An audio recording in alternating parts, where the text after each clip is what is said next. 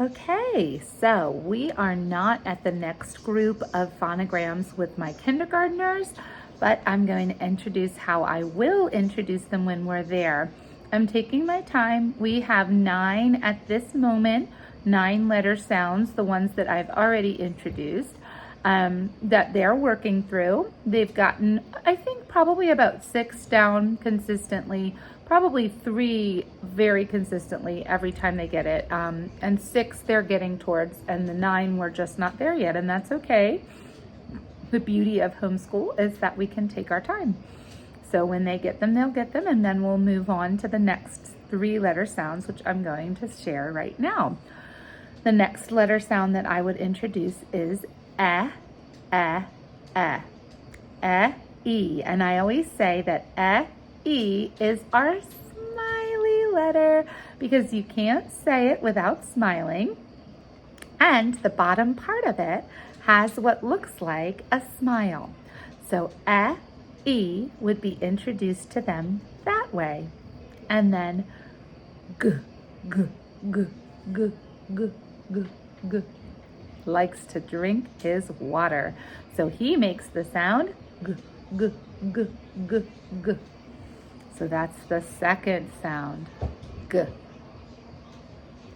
The third sound would be he's a very happy fellow, and he so is another happy fellow. These are the happy letters that we have. So I would introduce him that way as somebody that just really likes to laugh and so says and that can be the motion you make, and I'll show in the picture this big smiley face that looks like the letter is laughing. So those are the 3 single letter phonograms that I'm going to talk about today. And at the end, I will talk about the 3 double letter phonograms.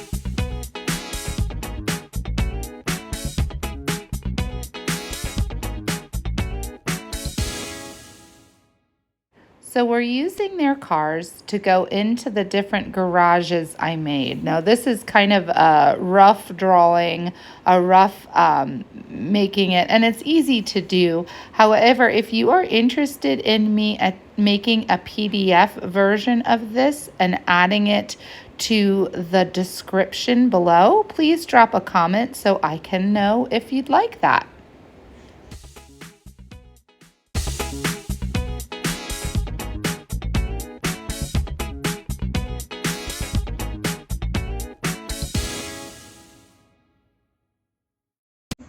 All right.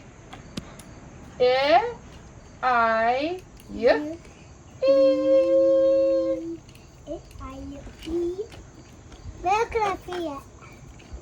Good job, Ash. Or Jonah has it. Keep looking. Look at me, Timmy.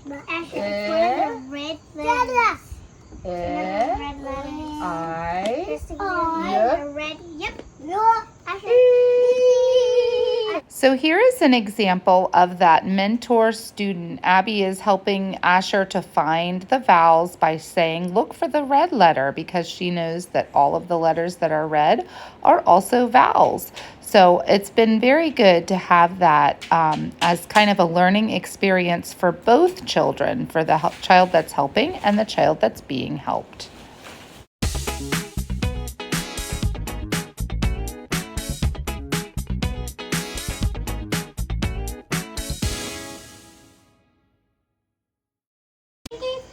All right, are we ready? Good job. All right.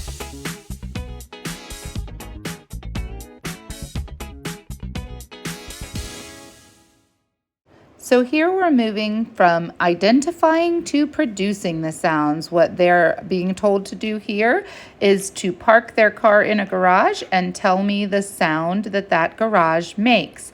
So we've been going through that, and there are times when the children don't get the sound right, and that's when I make the motion first to try to prompt them to remember the sound.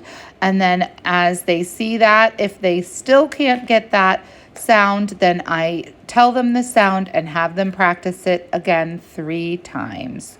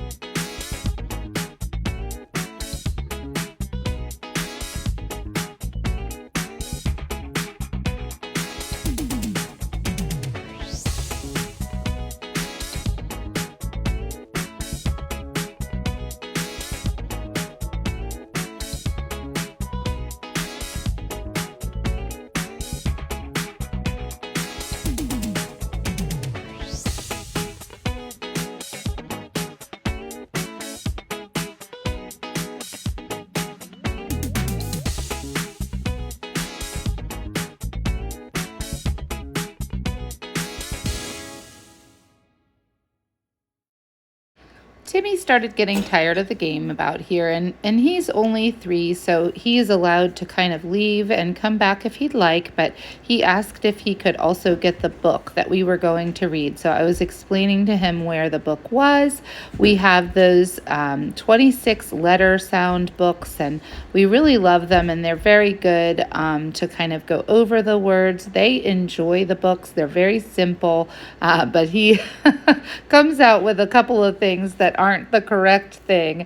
As you can see, Jonah is laying on my lap, and I feel like it's also a great practice for him to go in and look for those letters on the front title of the book. So he goes, and there are 2 more times, and then he finally finds it. And you'll see me making the motion for that as Asher is continuing to do the garage, because he really enjoyed this activity. He did not want to move on to the book. So I had told him, and you'll see as I go forward, that he was allowed to continue to do the garage activity as we read, and just to listen while he did it. We often have things for the little ones to do with their hands when they're listening to something, because it helps them to focus.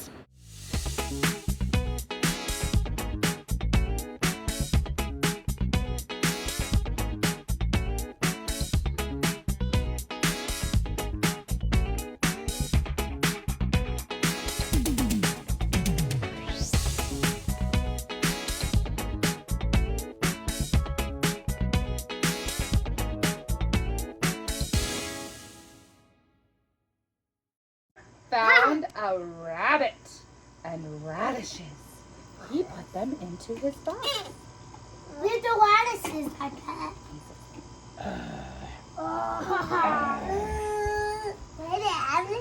Yeah, he's scary, isn't he? Little found a, what is that? Buddy. What is this right here? Chicken. A chicken. What is a chicken that starts with a How about a rooster? Good job.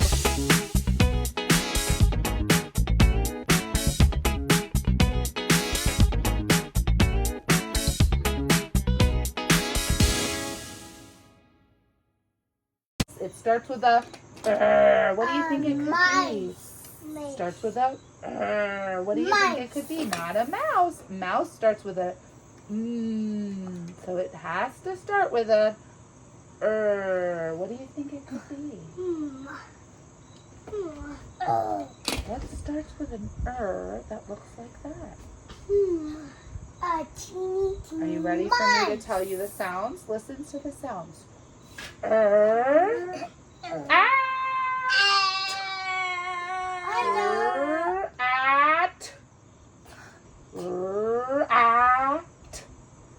I don't know what it is. Rat. What? So here I'm working on syllabication. It's a big word that just means to break down the word that you're reading into the letter sounds. So I thought we could use that time to listen to how that word breaks down into smaller sounds, and also to help them to see that it wasn't a mouse, but it was a rat.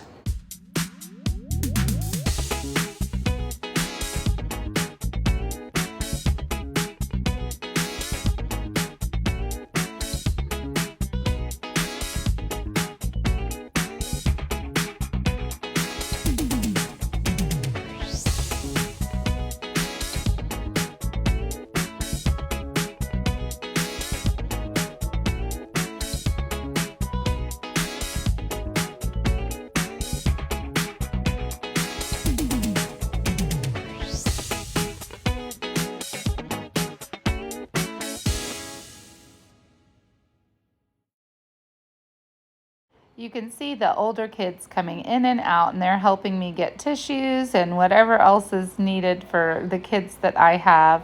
But they're also listening to the story as well, and they like to help the kids think about the different sounds that they're hearing and just remember what they know and kind of be an expert in that area as well. So that is wonderful and helpful, and we enjoy having our older helpers as a part of our school day. Here, Timmy is picking out the letters and the words that he wants to draw.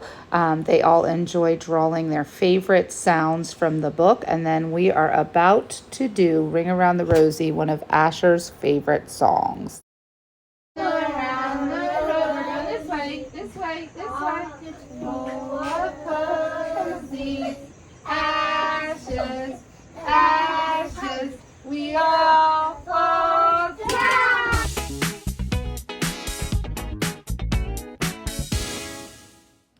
The 3 double letter phonograms have a couple of sounds that go along with them, which is why we've kind of been progressively moving. The first ones had just 1 or maybe 2. As we move forward, there are phonograms that have 6 different sounds, which is why the English language is so crazy. Anyway, the first double letter phonogram would be OR. And when I tell the kids, this is the sign language for orange. So I've used that since we worked on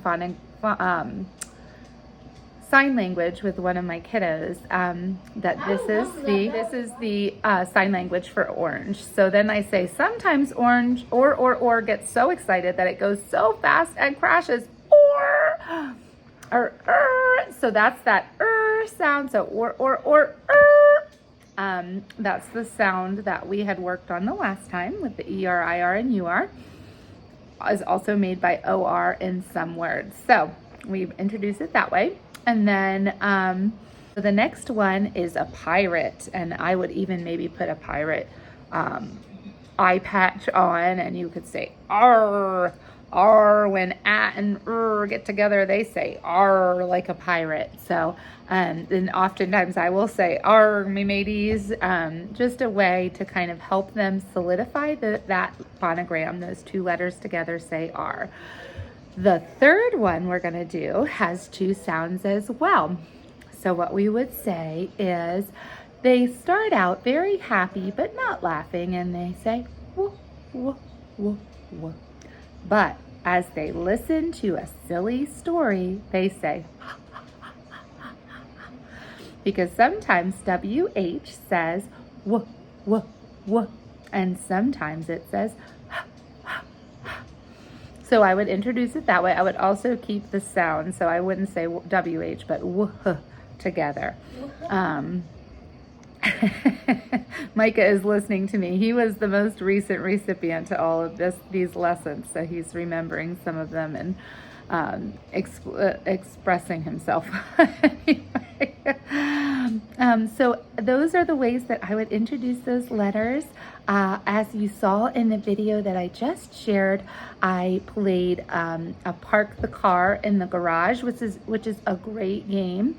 A lot of the times, if you have an older child that's learning those phonograms, a great thing for them to do, and you'll see this as well there, is to help the children. Now, we have a natural opportunity with Asher because he physically can't put the things in sometimes. Sometimes it's difficult for him, fine motor-wise, to make the car go into the little garage, which is what we were doing. So an older child can help and then also get the practice with those letters and the sounds as well. I will often have mentor type situations where the child reads to the little ones or plays or facilitates a game that they see me doing. They especially like to do the alligator because then they get to control the alligator's mouth. So anyway, involving an older child in that way and letting them teach somebody else is a really great way of getting an older child involved in the learning as well as the teaching. All right, I hope that you have a wonderful week, and I'll see you in our next video.